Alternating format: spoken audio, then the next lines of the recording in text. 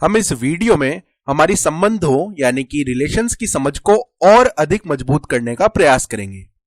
तो मान लीजिए कि हमारे पास में यहां पर एक सवाल है, प्राकृत संख्याओं के समुच्चय n यानी कि सेट ऑफ नेचुरल नंबर्स जिसे हम इस n से दर्शाते हैं, इस पर एक संबंध r परिभाषित किया जाता है।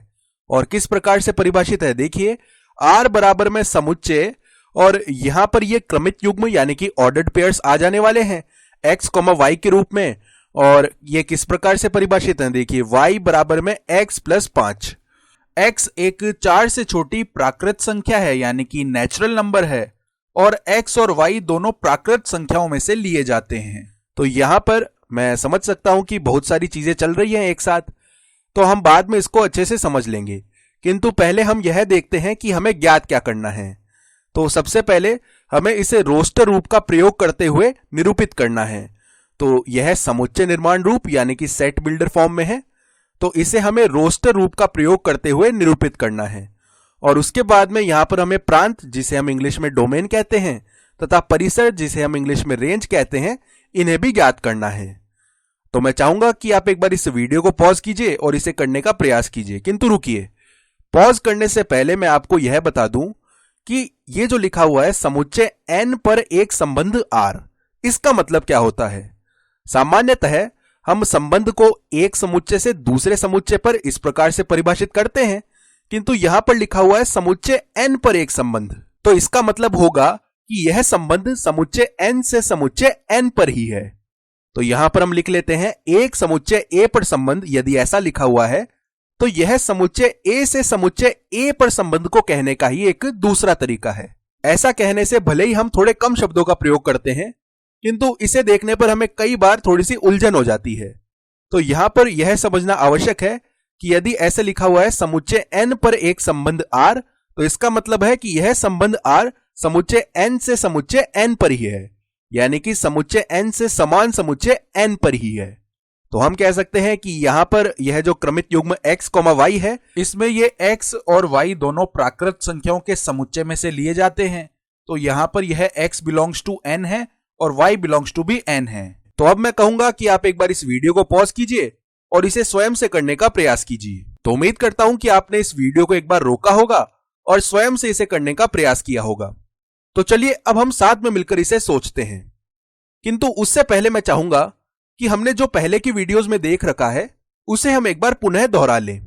तो यहां पर मान लीजिए कि हमारे पास में समुच्चय A और समुच्चय B है और इस प्रकार से दृश्य रूप में यानी कि विजुअल फॉर्म में हमें एक संबंध दर्शाया गया है और यह संबंध समुच्चय A से समुच्चय B पर है।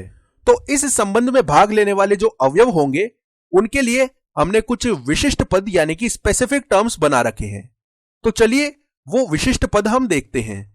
तो इस संबंध में जो भाग लेने वाले अवयव हैं जो कि A में है यानी कि समुच्चय A में है, जैसे कि यहां पर यह घोड़ा है, यह जीब्रा है, यह मेंढक है और यह मछली है। तो ये जो चार अवयव हैं ये मिलकर क्या बनाते हैं, ये मिलकर प्रांत यानी कि डोमेन बनाते हैं। तो प्रांत होगा संबंध A में समस्त प्रथम अवयवों का समुच्चय। तो प्रांत में यह यूनिकॉर्न यानी कि एक सींग वाला घोड़ा और यह ड्रैगन, ये दोनों नहीं आएंगे क्योंकि ये दोनों इस संबंध में भाग नहीं ले रहे हैं।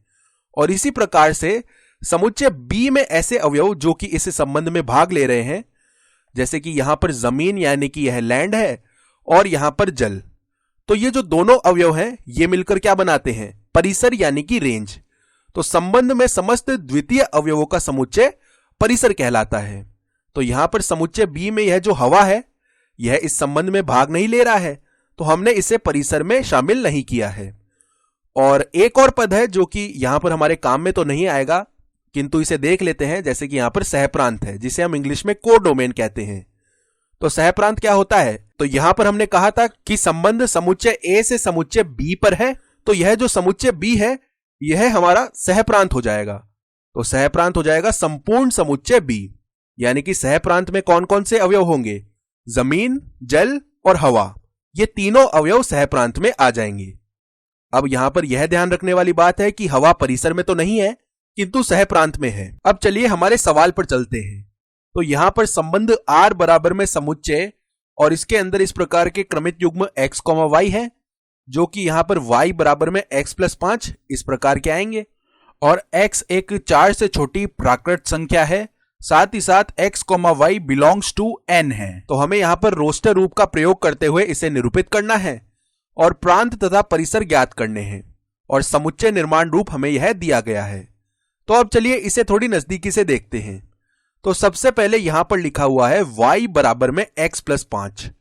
तो यह इस संबंध का हृदय यानी कि हार्ट होने वाला है, यानी कि सबसे महत्वपूर्ण भाग है। यह हमें बताएगा कि x से हमें y कैसे मिलेगा, यानी कि यदि हम यहां पर क्रमित युग्म x, y लिख रहे हैं तो यदि हमें x का मान पता है तो वो हम यहां पर रखकर y का मान प्राप्त कर सकते हैं। तो यह हमें क्या बताएगा, संबंध बताएगा, यानी कि रिलेशन को बताएगा। अब यह भाग देखिए, x एक 4 से छोटी प्राकृत संख्या है। तो इस भाग से हम x के मान के लिए एक प्रतिबंध यानी कि कंडीशन लगा रहे हैं और यह प्रतिबंध कहता है कि हमें यहां पर x के मान के लिए समस्त प्राकृत संख्याएं नहीं चाहिए, हमें केवल वे ही प्राकृत संख्याएं चाहिए जो 4 से छोटी हैं, अर्थात इससे हमें प्रांत यानी कि डोमेन मिलेगा। अब उसके बाद यहां पर देखिए x, y belongs to n है, तो यहां पर y बिलोंग्स टू n से हमें सह प्रांत यानी कि को डोमेन मिलेगा। अब यदि हम यहां पर प्रांत की बात करते हैं तो उसके लिए x एक 4 से छोटी प्राकृत संख्या होनी चाहिए। तो हम जानते हैं 4 से छोटी कौन कौन सी प्राकृत संख्याएं होती हैं, 1, 2 व 3।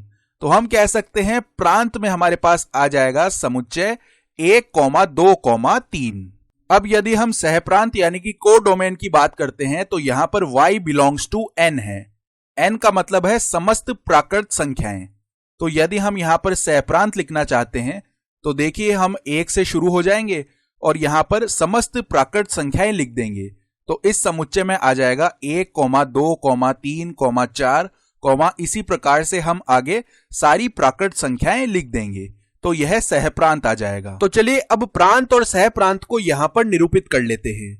तो प्रांत के रूप में हमारे पास में है 1, 2, 3 और सहप्रांत के रूप में है समस्त प्राकृत संख्याएं यानी कि 1, 2, 3, 4, 5, 6, 7, 8, 9 और ये इस प्रकार से आगे चलती जाएंगी। अब जो हमारा संबंध होगा उसमें देखिए ये जो हमारे पास में प्रांत में अवयव हैं इनका संबंध इन सहप्रांत के कुछ अवयवों से होगा और वह हम किस प्रकार से पता लगाएंगे। यहां पर हमारे पास में दिया गया है y बराबर में x प्लस 5। तो सबसे पहले यदि हम x का मान 1 लेते हैं तो यहां पर x का मान 1 रखने से हमें 1 प्लस 5 मिलेगा और 1 प्लस 5 6 होता है, यानी कि 1 का संबंध 6 से होने वाला है। तो इसे हम इस तरीके से दर्शा सकते हैं, 1 का संबंध 6 से है। अब उसी प्रकार यदि हम x का मान 2 रखते हैं तो 2 प्लस में 5 यानी कि 7 हो जाएगा। तो 2 का संबंध 7 से होगा और ठीक इसी तरह 3 का संबंध 8 से हो जाएगा। और इस प्रकार से हम कह सकते हैं कि यहां पर ये जो प्रांत में अवयव हैं इनका संबंध सह प्रांत के केवल 3 अवयवों से है, यानी कि 6, 7, 8 ये ही वे अवयव हैं जो कि यहां पर संबंध में भाग ले रहे हैं इस सह प्रांत में से। और इन अवयवों को हम क्या कहेंगे, यहां पर 6, 7, 8 ये अवयव मिलकर परिसर यानी कि रेंज का निर्माण करेंगे।